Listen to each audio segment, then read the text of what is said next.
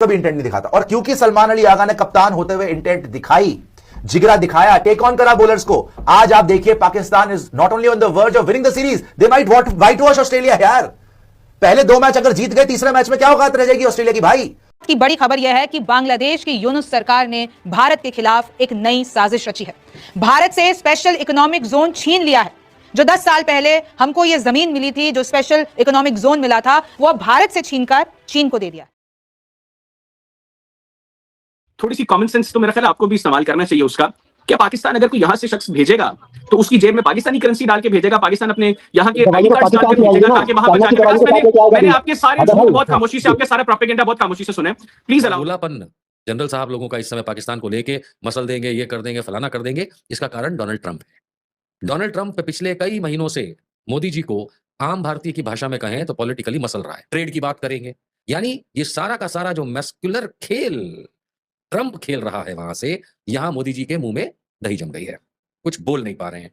और पाकिस्तानी टीम की परफॉर्मेंस से पड़ोसी भी खौफ का शिकार होने लगे। भारत के हालात इस वक्त फौजी एतबार बहुत खराब है। मोदी को कुछ बोलने के काबिल नहीं छोड़ा ट्रंप ने। राजनाथ सिंह कहता है पाकिस्तान का हर कोना हमारे ब्रह्मोस के रेंज में है, तो पाकिस्तान के मिसाइल के रेंज में तो आधा भारत है, बाकी चीन के रेंज में, तो हमारे पास बचेगा क्या। जम्मू और कश्मीर का रिहायशी वक्कास भारत के साथ अपनी हुब्बुल वतनी साबित करने में मसरूफ है, मगर पाकिस्तानी हैदर हयात ने 2 टोक अंदाज में कह दिया कि ज्यादा उछलने की जरूरत नहीं, कल को यही भारत तुम भोगो वाकल इल्जाम पाकिस्तान पर डाल देगा। बांग्लादेश की यूनिस हुकूमत ने भारत के खिलाफ एक नई चाल चल दी है। भारत से स्पेशल इकोनॉमिक जोन SEZ छीन लिया गया है। जो जमीन 10 साल पहले भारत को दी गई थी, अब वही जमीन चीन को दी गई है ताकि वहां ड्रोन फैक्ट्री बनाई जा सके। इंडियन मेजर गोबर आर्या खुद तस्लीम कर रहा है कि पाकिस्तान में दहशतगर्दी के पीछे असल हाथ भारत का है, क्योंकि भारत किसी भी सूरत CPEC को कामयाब नहीं होने देखना चाहता। इसलिए गिलगित बल्तिस्तान और बलूचिस्तान में इसे सबोताज करने की कोशिशें की जा रही हैं। It is the second time in the series. 2 match हुए हैं, दोनों मैचेस में सैम अयूब ने आउट करा है ट्रेविस हेड को। ट्रेविस हेड को सैम अयूब आउट कर रहा है। By the way, Sam Ayub run भी मार रहा है, सैम अयूब विकेट भी ले रहा है, दूसरे एंड से अबरार भी विकेट ले रहा है। सो पाकिस्तान की बॉलिंग उनको जिताते हुए, और अब तो ये बोलना पड़ेगा भाई कि पाकिस्तान का कप्तान जिस तरीके से बैटिंग कर रहा है, ये एक मास्टर स्ट्रोक था सलमान अली आगा का, कि बाबर आजम जिम्बालू को काली पहाड़ी के नेवले को 4 पे कर दिया और खुद 3 पे आ गया और रिस्क ले रहा है। वो हमेशा से वनडे का प्लेयर था, लेकिन उसने इंटेंट दिखाई सलमान अली आगा ने। बाबर कभी इंटेंट नहीं दिखाता। और क्योंकि सलमान अली आगा ने कप्तान होते हुए इंटेंट दिखाई, जिगरा दिखाया, टेक ऑन करा बॉलर्स को, आज आप देखिए Pakistan is not only on the verge of winning the series, they might white wash Australia. यार पहले 2 मैच अगर जीत गए, तीसरे मैच में क्या औकात रह जाएगी ऑस्ट्रेलिया की भाई। Pakistan has one the second T20 और पाकिस्तान ने यहां पर लिटरली कुचल दिया है ऑस्ट्रेलिया को, जो मुंह उठा के आ गए थे बिना प्रैक्टिस करने। मार्च को लगा था पता नहीं खाला जी का घर है, यहां पे एंजॉय करेंगे, दही वड़े खाएंगे, उन्हें रख रख के चपेड़े मारी हैं। 90 रन से जीत गई पाकिस्तान भाई second T20, 90 run, almost 100 run की शिकस्त दे दी। पहला मैच 50 रन से जीती है पाकिस्तान, दूसरा मैच 90 रन से। अब क्या तीसरा 200 से हारोगे? तो Pakistan is not only on the, मतलब they have not only won the series, the T20 series before the world cup, Pakistan is on the verge of white washing Australia. Marsh ji बड़े सपने लेके आए थे कि देखो जी ये तो हमारी प्रैक्टिस है वर्ल्ड कप के लिए। मुझे तो पता नहीं पाकिस्तान में ठंड होती है, मैं तो कपड़े नहीं लेके आया। अब कपड़े फट गए, अब कपड़े फट गए। और उनके स्पिनर्स अनप्लेएबल थे फॉर द ऑस्ट्रेलियंस, चाहे वो शादाब हो, चाहे वो नवाज हो, चाहे वो अबरार हो, घुंगरू सेठ की नाजायज औलाद, चाहे वो सैम अयूब हो, चारों के चारों आप बताइए विकेट लेके जा रहे हैं। और ऑस्ट्रेलिया का चाहे वो मिच मार्श हो, ट्रेविस हेड हो, Cameron, by the way Cameron green ने कंप्लेंट जरूर करी है उस्मान तारिक के एक्शन पे और बोला है कि ये क्लियर वट्टा फेंक रहा है, क्लियरली चेकिंग कर रहा है। उठाया है सवाल, ठीक है, बट एनी विच वे तुम सवाल करते रहो, उन्होंने जवाब दे दिया पाकिस्तानियों ने। भाई साहब 2-0 से सीरीज जीत गए, जबकि किसी को यह नहीं यकीन था कि ऑस्ट्रेलिया एक भी मैच हारेगा। एक मैच छोड़ दो, वो सीरीज ही जीत गए और हो सकता है 3-0 हो जाए। सो ये बहुत बड़ी खतरे की घंटी है फॉर ऑस्ट्रेलिया, बिकॉज ऑस्ट्रेलिया हमारे लिए बड़ी अच्छी बात है इंडिया के लिए कि ऑस्ट्रेलिया की जब औकात पाकिस्तान ने दिखा दी, तो फिर हमारे लिए तो कोई खतरा मुझे लग नहीं रहा भाई। चाहे तुम टिम डेविड डाल लो, हेजलवुड डाल लो, क्या उखाड़ लोगे। पैट कमिंस तो पहली बार हो चुका है। So I don't think Australia is any threat. और पाकिस्तान को भी ये लग रहा होगा कि नहीं हम बहुत आगे आ गए, ये आगे वो आगे, वो तो उनकी हैसियत पता चल जाएगी श्रीलंका में जब खेलेंगे इंडिया के साथ। मगर पाकिस्तान के लिए बार बार मैं एक ही चीज बोल रहा हूं कि सलमान अली आगा ने इनकी टीम को चेंज करके रख दिया। एक तो सिलेक्टर्स की तारीफ है कि सलमान अली आगा इतना स्लो खेलता था, वनडे प्लेयर था, कि उसको निकाला नहीं। सलमान अली आगा ने बाबर को बोला कि बेटा तू 4 पे खेलेगा, मैं 3 पे खेलूंगा, बिकॉज तू अगर 3 पे खेलेगा बर्बाद करवा देगा। आज भी पाकिस्तान ने ऑलमोस्ट 200 रन मारे। बाबर आजम को देख लो, 5 गेंदे 2 रन। 5 गेंदे 2 रन।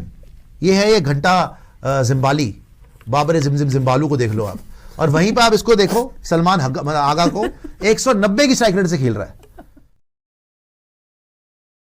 मैं अशोक कुमार पांडे और स्वागत है आपका। खबर आई है बांग्लादेश से और यह बड़ी खबर है कि बांग्लादेश ने SEZ के नाम पर आपको जो जमीन दी थी वो आपसे छीनकर चाइना को दे दी। चाइना को वो जमीन बांग्लादेश दे रहा है ड्रोन बनाने के लिए। आपसे जैसे जैसे रिश्ता खराब हो रहा है चाइना और पाकिस्तान से, बांग्लादेश अपना रिश्ता लगातार बेहतर करने में लगा हुआ है। लेकिन अब जो हालात बन रहे हैं, बाहर का तो छोड़ दीजिए, न तो मालदीव आपका दोस्त है, न ही बांग्लादेश आपका दोस्त बचा। कोई ऐसा मुल्क नहीं है जिसके ऊपर भारत आंख मूंद कर भरोसा कर सके। पाकिस्तान बांग्लादेश का ऑल वेदर फ्रेंड है। अमेरिका रोज गालियां दे रहा है, एक बार कह देता है मेरे बड़े अच्छे दोस्त हैं और उसके बाद जूते बरसाता रहता है। इस सारी दुनिया में तो हम अकेले पड़ ही रहे हैं। उस साउथ एशिया में जहां हम रहते हैं वहां भी बिल्कुल अकेले पड़ गए हैं। लेकिन इजराइल और अमेरिका के चक्कर में हमने सारी दुनिया को दुश्मन जरूर बना लिया है। उसका क्या असर होगा आप बेहतर समझ सकते हैं। बड़बोलापन जनरल साहब लोगों का इस समय पाकिस्तान को लेके मसल देंगे, ये कर देंगे, फलाना कर देंगे, इसका कारण डोनाल्ड ट्रंप है।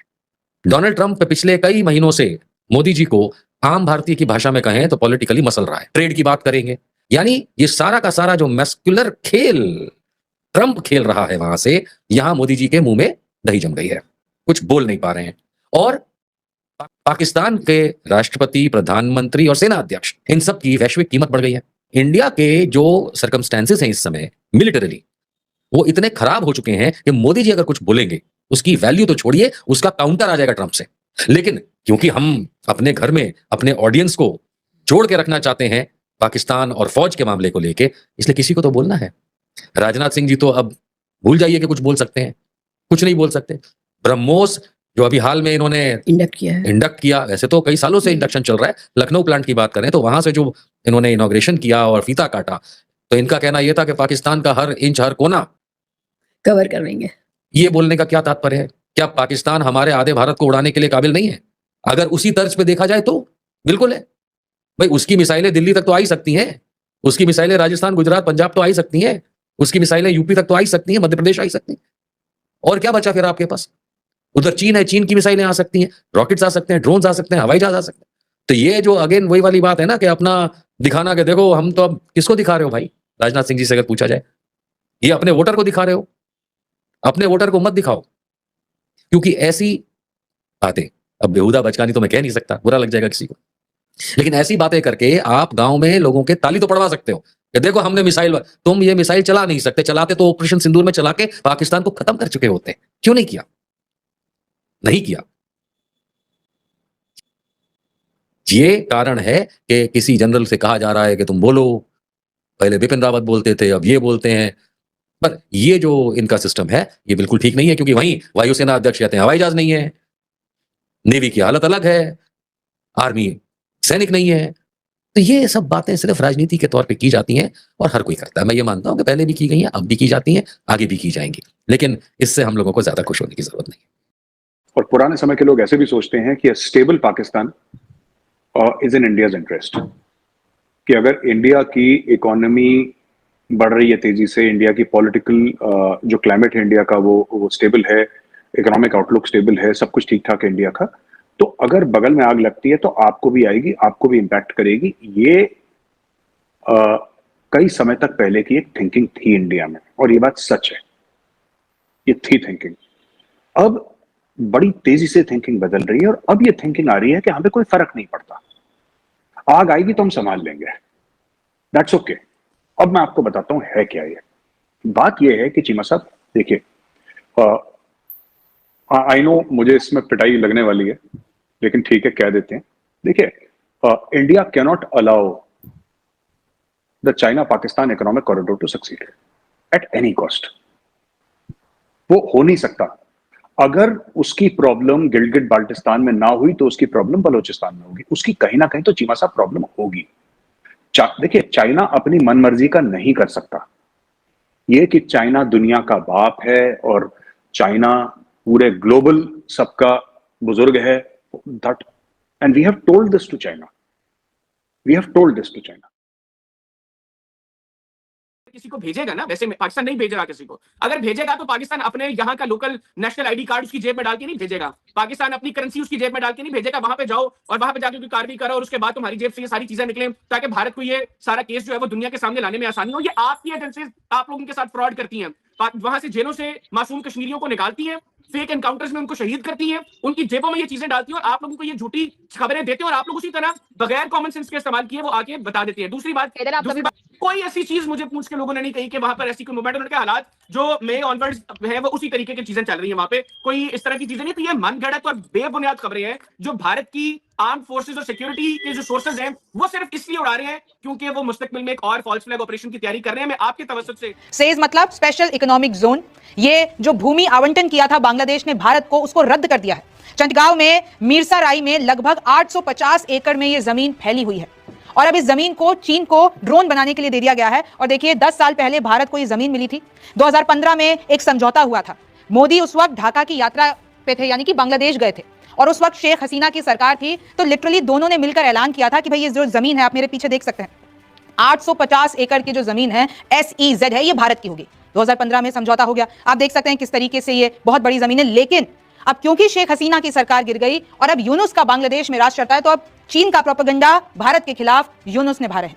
चीन ने बांग्लादेश को अपने बेहद करीब ला दिया है, पाकिस्तान के चीन करीब है ही, तो ये जो तीनों पड़ोसी मिलकर है ना, वो भारत के खिलाफ अब एक प्रोपेगेंडा चला रहे हैं। शेख हसीना के साथ संयुक्त घोषणा की थी जब मोदी वहां गए थे, 2015 की बात है। चीन साल के अंत तक ड्रोन प्रोडक्शन शुरू भी कर देगा, यानी भारत की जमीन लेकर अब चीन को दे दिए तो चीन अब उस पर ड्रोन बनाएगा। चीन ड्रोन टेक्नोलॉजी ट्रांसफर करने को भी राजी हो गया है, क्योंकि अब बांग्लादेश को वो और ज्यादा लिटरली बहुत ज्यादा ताकतवर बनाना चाहता है। मीडियम रेंज और वर्टिकल लिफ्ट वाले ड्रोन बनेंगे। चंडगांव प्लांट भारतीय सीमा से महज 100